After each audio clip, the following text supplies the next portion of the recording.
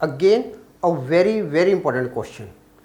Same, A, B, C are in AP and we have to prove that these terms are in AP. Okay. Now,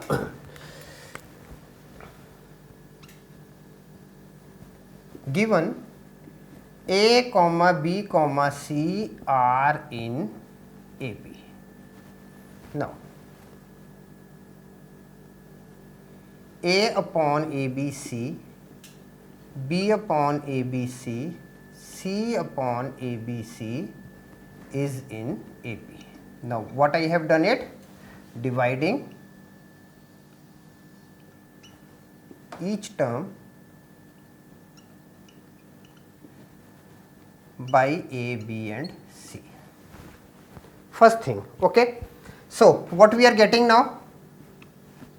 We are getting 1 upon BC, 1 upon AC and 1 upon AB is in AP. Now,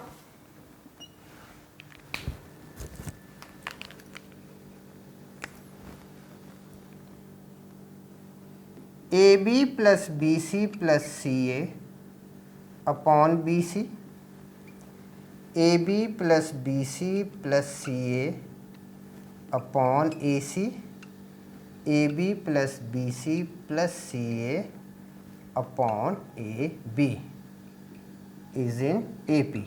Now, what I have done it? Adding AB plus BC plus CA to all terms. Okay. Now, first condition was I have divided, now I have added, okay, still it will remain in the AP only. Now, to this, look here, now for this part, can I write it AB plus CA upon BC plus 1? If I am taking LCM, then I will get the result required term. Now, for this part, AB plus BC upon AC plus 1. For this part, BC plus CA upon AB plus 1. Okay. So, now to this part, further what we can write it? Further to this we can write it AB plus CA, or just a minute, I can write that side. Okay. To this what we can write it now? AB plus CA upon BC, then AB plus BC upon AC and BC plus CA upon AB. What now I have done it? Subtracted 1 from each term, still it will remain in AP.